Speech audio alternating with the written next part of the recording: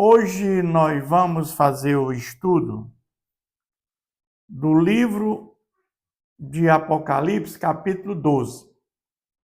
Apocalipse é um livro que traz esperança, porque no primeiro século, aqueles que ouviram a mensagem do Evangelho de Cristo estavam se convertendo, mas estavam sendo martirizados, estavam sendo perseguidos. O próprio João, o autor de Apocalipse, ele foi exilado na ilha de Patmos. Então, Apocalipse veio para trazer esperança, porque Apocalipse vai dizer que aqueles que morrem em Cristo, a sua alma vai estar em gozo no altar de Deus. Você não tem que temer quem mata o corpo, porque aqueles que foram regenerados pelo Espírito Santo, a alma vai estar no altar de Cristo. Mas o livro de Apocalipse é um livro que ele é dividido em 7 etapas paralelas e progressivas. Os 22 capítulos de Apocalipse, nós podemos dizer que é uma história contada, repetida, sucessiva 7 vezes. No capítulo 1 ao capítulo 3, nós vamos ver os candeeiros, as 7 igrejas, e sempre se reportando até a segunda vinda de Cristo. Já na segunda etapa, que é no capítulos 4 ao 7, nós vamos ver a questão dos selos. Jesus tem um livro na mão, e esse livro conta a história de toda a humanidade. E quem é digno de abrir este livro, ele é selado. Só Jesus pode abrir este livro. Ou seja, fala da perseguição do mundo à igreja. Mas na terceira etapa, que são as 7 trombetas, ali nós vamos ver o juízo parcial de Deus com misericórdia até a 6ª trombeta. Mas ali Deus está chamando o homem ao arrependimento. Mas quando a 7ª trombeta é tocada, é o juízo final, é Jesus voltando pela segunda vez. Agora vamos entrar na 4ª etapa, que vai do capítulo 12 ao 14. E nessa 4ª etapa, nós vamos ver agora os inimigos de Deus, o quarteto do mal, é o dragão, é a besta do mar, a besta da terra e a Babilônia. Então, a proposta desse quarteto do mal é levar o crente à apostasia. Então, nós vamos entender que o capítulo começa dizendo: João viu-se grande sinal no céu. João olha para o céu e vê um grande sinal no céu. A saber, uma mulher vestida de sol, com a lua debaixo dos pés, e uma coroa de 12 estrelas na cabeça. Então, quem é essa mulher que João está vendo? Então, nós temos que entender que Apocalipse é um livro figurado. E nós temos que entender também que é um livro de difícil interpretação. Porque nós jamais vamos entender Apocalipse de forma literal. É um livro de simbologias, de números, que tem representações. Então, quando nós nos valemos do Antigo Testamento, de Gênesis, Êxodo, Daniel, Ezequiel, tantos outros, para podermos interpretar Apocalipse de forma correta. E esse primeiro versículo, nós vamos se valer de Gênesis, no Gênesis 38, nós vamos entender que Jacó tinha 12 filhos e um deles, ele interpretava sonhos. E José, ele teve 2 sonhos. O primeiro sonho dele é que se levantou e ficou em pé, os vossos feixes, o rodeavam e se inclinavam perante o meu. Mas ele teve um segundo sonho que dizia: também sonhei que o sol, a lua e as 11 estrelas inclinavam perante mim. Então aqui nós vamos entender que o Sol, a Lua e essas 12 estrelas é a família de Jacó. E da família de Jacó, que essa família, quando teve aquela grande seca, ali na região da Palestina, eles foram para o Egito, onde José era o governador. E ali se forma o povo hebreu, a família hebreia. Então vamos dizer que essa mulher é o Israel, é o povo de Deus, de onde o Messias viria. O Messias viria dos israelitas, do povo hebreu.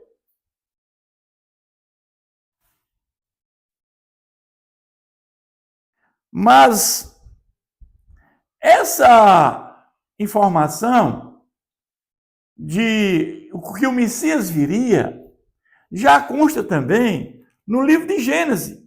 Então, a primeira informação sobre a vinda do Messias, nós vamos verificar que já consta em Gênesis 3,15, quando diz: porém, inimizade entre ti e a mulher, entre a tua descendência e o seu descendente, que é Jesus. Este lhe te ferirá a cabeça. Ou seja, Jesus ferirá a cabeça da serpente e tu lhe ferirás o calcanhar. Ferirá o calcanhar. Então nós vamos agora entender que já havia essa informação que o Messias viria, ele seria o salvador da humanidade. Mas aí o texto continua dizendo que achando-se grávida, essa mulher achando-se grávida, e essa mulher já sabemos que é Israel, que é o povo de Deus, é o povo hebreu, os israelitas, grita com dores de parto, sofrendo tormentos para dar à luz. Então essa mulher está grávida, e ela sofre tormento para dar à luz. Ela tem dificuldades para dar à luz, é o que está dizendo o texto. Mas agora João olha novamente para o céu, no versículo 3, e diz: viu-se também outro sinal do céu. Eis um dragão grande, vermelho, com 7 cabeças, 7 cabeças.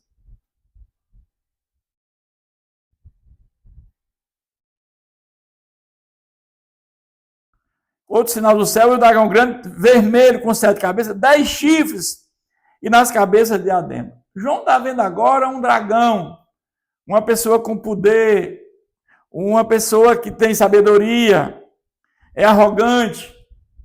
Mas esse dragão, no próprio texto, vai dizer quem é ele. Então nós vamos ver no versículo 9, e foi expulso o grande dragão, a antiga serpente que se chama Diabo e Satanás. Então aqui no texto já fica claro que o dragão é Satanás. E a mulher é o povo de Israel, Israel é o povo hebreu.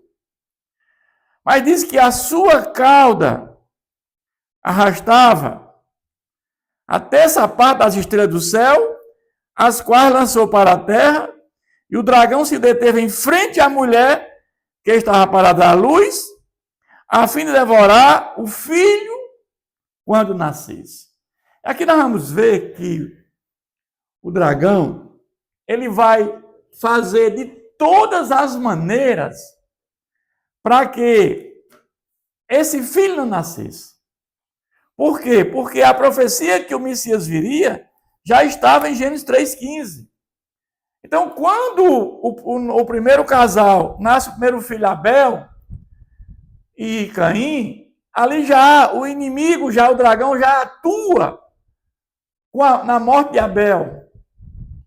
Mas depois nós vamos ver que quando a família de Jacó entra no Egito, essa nação é numerosa, ali são 12 tribos. E da tribo de Judá sairia o Messias. Mas ali, mais uma vez, ele cita Faraó e ele manda matar aquelas crianças hebreias no rio Nilo. Para quê? Para que o Messias não nascesse. A luta dele é para que o menino não nascesse. Mas depois, já no reino dividido, quando Atalia, ela usurpa o poder e ela destrói toda a descendência real, mas ali é preservado Joás, para que desse continuidade à vinda do Messias. Mas, mais uma vez, já no governo persa, ali Ramá, há um decreto do rei para autorizando que todos os judeus fossem mortos, a morte dos judeus. E aí entra em cena Esther, e aquele decreto do rei não podia ser revogado, mas ela entra em cena para que o rei fizesse um novo decreto para que os judeus reagissem e não fossem mortos. Então vamos ver que o dragão, ele tentou de todas as maneiras evitar que o Messias nascesse. Ou seja, como ele diz aqui, a fim de devorar o filho quando nascesse. Essa era a ideia. Mas o fato é que nasceu-lhe, porém, o filho nasceu. Ele não impediu do filho nascer. Ele usou de todas as artimanhas para que o menino nascesse, mas o menino nasceu. Os planos de Deus jamais serão frustrados. Mas o filho nasceu, o varão, que há de reger todas as nações com cetro de ferro. E o seu filho foi arrebatado para Deus até o seu trono. Esse reino é universal. Mas vamos entender agora que quando o filho nasce, Jesus nasce, ele mais uma vez, ele agora vai atuar para matar o menino que nasceu. Agora ele usa a figura daquele rei Herodes o Grande. Quando os magos vieram visitar o menino, passaram por Jerusalém. E lá tiveram um encontro com Herodes. E eles dão informações precisas onde o menino haveria de nascer. E ali tem um cálculo aproximado, 2 anos. E aí esse homem já velho, ele não admitia que o seu trono fosse ameaçado. E quando ele é perguntado onde está o menino rei dos judeus, ele manda que todas as crianças de 2 anos abaixo de Belém fossem mortas. Mais uma vez, o dragão tenta agora matar o menino. Só que por orientação divina, eles saem para o Egito. E ele não consegue, mais uma vez, matar a criança. Agora nós vamos ver que o menino nasceu. E ele cresce. Agora ele vai à cruz.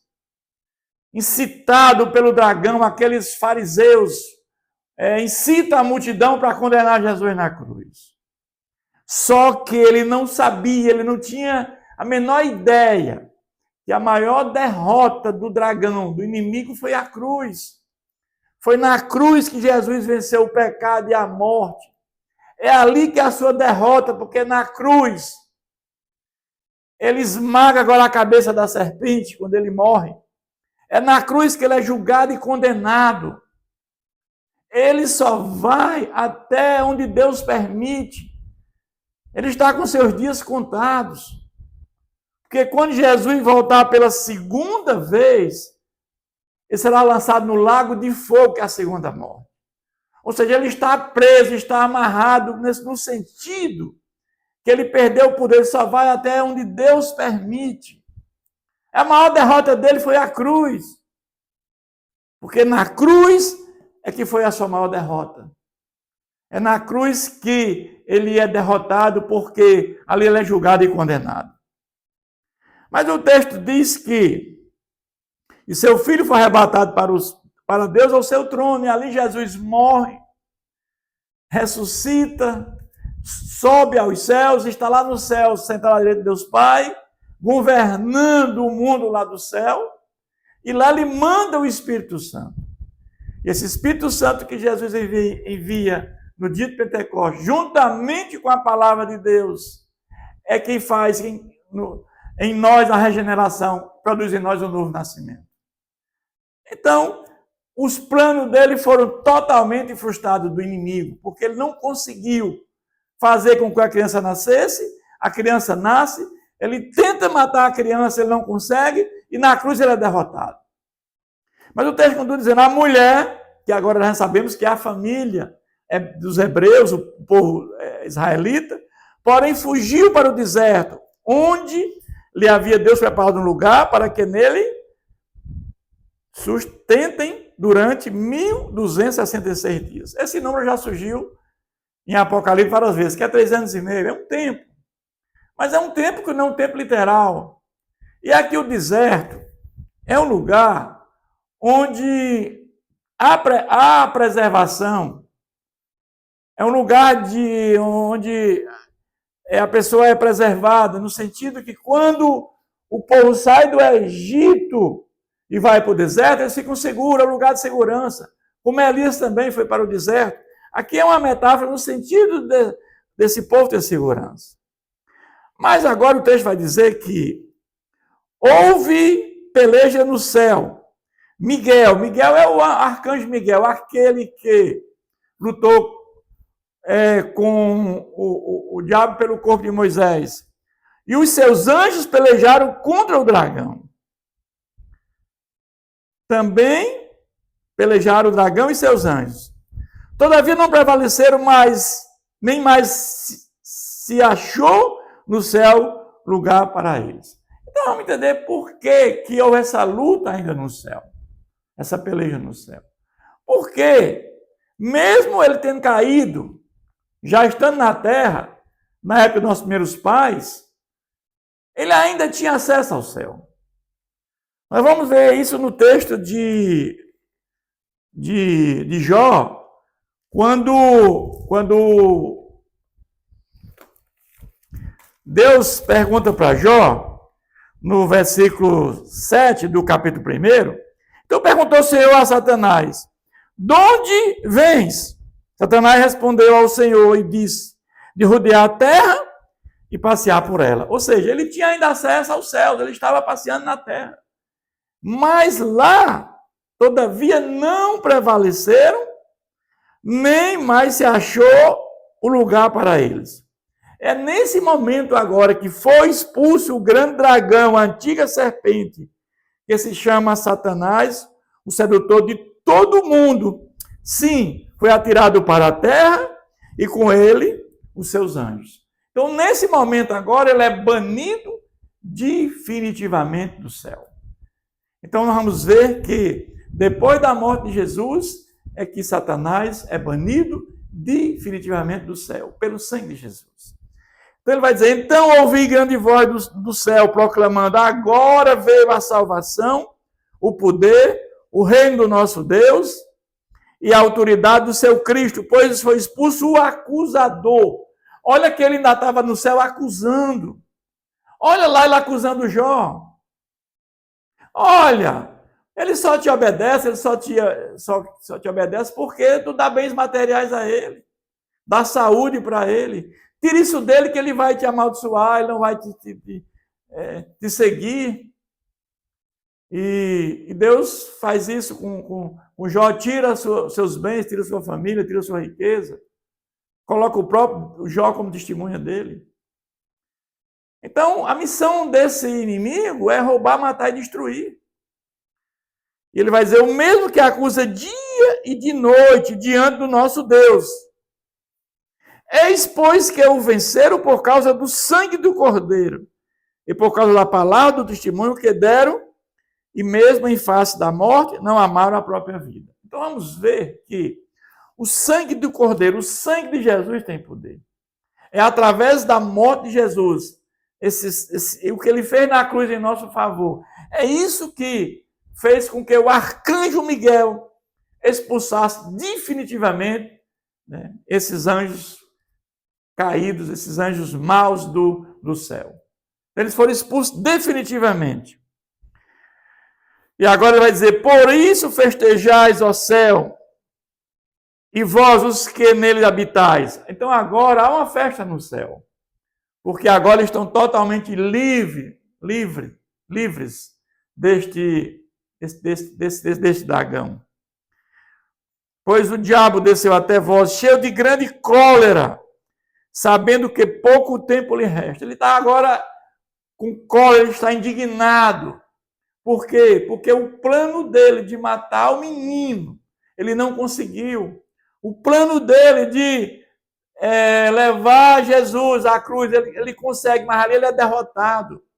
Então ele está indignado, porque Jesus venceu a morte e o pecado. Jesus ressuscitou. Jesus está no céu hoje. Então ele está indignado. Então pouco tempo lhe resta, porque na cruz ele é julgado e condenado. Na segunda vinda de Jesus, ele será lançado no lago de fogo. Mas agora, quando, pois, o dragão se viu atirado para a terra, ele agora vai perseguir a mulher. Vai perseguir agora quem? Os israelitas, Israel. Ele vai agora perseguir esse povo. A mulher que dera a luz ao filho varão. A mulher Israel que deu luz a Jesus. O filho varão é Jesus. E foram dados à mulher, a esse povo, 2 asas de grande águia, para que voasse até o deserto. O deserto nós sabemos que é um lugar de segurança. Aqui nós falamos aqui no sentido figurado, não é literal, evidentemente. Ao seu lugar, aí onde é sustentada durante um tempo, tempos e metade de um tempo, que é 3 anos e meio, já vimos isso, é um período. Fora a vista da serpente. Então a serpente arrojou da sua boca atrás da mulher. Ela aqui está tentando agora perseguir o povo de Israel, os israelitas, de onde saiu, né, Jesus. Água como um rio, a fim de fazer com que ela fosse arrebatada pelo rio. Mais uma vez aqui, esse povo é preservado. A terra, porém, socorreu a mulher. E a terra abriu a boca e engoliu o rio que o dragão tinha arrojado da sua boca. Então, aqui nós temos aqui umas figuras, umas metáforas para dizer que o povo foi preservado. Ele não conseguiu fazer aquilo que ele tinha com relação à criança, que era Jesus. Agora ele vai perseguir a mulher, que é o povo. Mas também ele não tem sucesso. E diz, irou-se o dragão contra a mulher. Ficou irado também contra a mulher. Porque também ele não consegue fazer nada, ela é preservada. E foi pelejar com o restante da sua descendência. Agora ele vai pelejar contra o restante da descendência, os que guardam os mandamentos de Deus e têm o testemunho de Jesus. E a igreja são aqueles que agora aceitaram o evangelho de Jesus Cristo. São aqueles que foram regenerados pelo Espírito Santo. São aqueles que foram justificados pela fé em Jesus. E agora são família de Deus por adoção. Ele vai fazer de tudo, né, para com que esses também venham apostatar da fé. E tem testemunho de Jesus e pôs em pé sobre a areia do mar. Mas o fato é que esse que tem o Espírito Santo tem força suficiente para se contrapor às forças do mal. Então nós sabemos que esse inimigo, esse dragão, tem milhares e milhares aqui na Terra. Quando nós estudamos as trombetas, no 5º e no 6º capítulo, nós vimos que muitos eles têm poderes para atormentar. Já na 6ª trombeta, eles têm poder de matar. Então nós vivemos num mundo conturbado, num mundo decaído pelo pecado, em que cada vez mais o mundo está se degradando. Mas nós temos também uma situação em que aqueles que aceitaram o Evangelho de Cristo, que receberam o Espírito Santo, estão cada vez mais melhorando. Então nós estamos tendo um mundo se degradando, cada vez mais ficando pior, e cada vez mais os que aceitaram Jesus, que receberam o Espírito Santo, cada vez mais melhorando. Por quê? Porque estamos num processo de santificação. Porque a justificação já aconteceu para aqueles que aceitaram o Evangelho de Cristo. Agora, nós vamos ver que nós estamos num processo de santificação e agora nós vamos um dia estar em glória com o Senhor, num corpo glorificado, na glorificação. Mas aqueles que não aceitaram o Evangelho de Cristo, esses estão sendo atormentados, esses estão sendo mortos, tanta maldade humana, por aqueles que não aceitaram o Evangelho de Jesus Cristo. É isso que esse texto nos ensina. Ele conclui com essas palavras.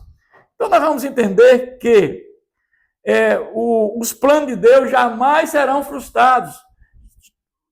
Antes da fundação do mundo, foi planejado que Jesus viria para trazer salvação para toda a humanidade. Ele trouxe a graça salvadora como fundamento da salvação. E aqueles que colocarem a fé em Jesus Cristo, serão justificados. Ou seja, a justificação se dará somente pela fé em Jesus Cristo. Não há outro caminho para a salvação. Jesus veio, ele trouxe para nós vida abundante e vida eterna. Enquanto o dragão veio para roubar, matar e destruir. Então ele não traz nada de bom, só traz coisas ruins para a humanidade. Que Deus nos abençoe sempre.